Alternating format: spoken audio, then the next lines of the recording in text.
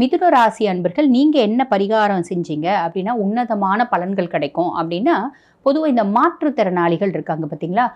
அந்த மாதிரி நிறைய ஆசிரமங்கள் கூட இருக்கு, அந்த ஹோம்ஸ் கூட இருக்கு. அந்த மாதிரி ஹோம்ஸ்ல போயிட்டு அந்த மாதிரி மாற்றுத்திறனாளிகள் குழந்தைகளுக்கு உணவு அப்படின்றது கொடுக்கலாம். இல்லை நம்ம அந்த மாதிரி எங்களுக்கு நிறைய பேருக்கு கொடுக்கறதுக்கு வசதி வாய்ப்பு இல்லைங்க அப்படின்னா, நம்ம வெளியே போகும்போதே ரோட்ல நிறைய பேர் அந்த மாற்றுத்திறனாளிகள் ரொம்ப ஏழ்மையில செருப்பு தச்சுட்டு பிக்ஷை எடுத்துட்டு அந்த மாதிரிலாம் இருப்பாங்க பார்த்தீங்களா?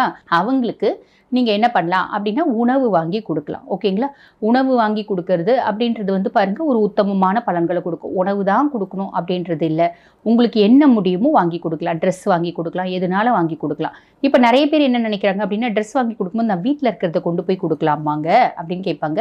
பொதுவாக வந்து பாருங்க, ஆடை தானம் அப்படின்றது எதை குறிக்குது அப்படின்னா, புதுசாக நம்மளால முடியறத வாங்கி கொடுக்கறத குறிக்குது. இந்த மாதிரி ரோட்ல பிக்ஷை எடுக்கிறவங்க நம்ம வந்து பழைய துணியை கொடுத்தா வாங்கிப்பாங்க. உங்களுக்கு எப்படி சௌகரியமோ அப்படி கொடுங்க. அதை விட பெஸ்ட்டு சாப்பாடு வாங்கி கொடுங்க. ஒரு பொட்டலம் தயிர் சாதம், ஒரு பொட்டலம் வந்து பார்த்தீங்கன்னா லெமன் சாதம், உங்களால் முடிஞ்சது. பொதுவாக ஒரு வார்த்தை சொல்லுவாங்க, வாய் வாழ்த்தாட்டாலும் வயிறு வாழ்த்தும் அப்படிம்பாங்க. அதனால தான் வந்து பாருங்க, தானத்திலே சிறந்தது அன்னதானம் அப்படின்ற ஒரு விஷயத்தையே சொன்னாங்க. ஆக சாப்பாடு வாங்கி கொடுக்கறது அதி உத்தமமான பலன்களை கொடுக்கும்.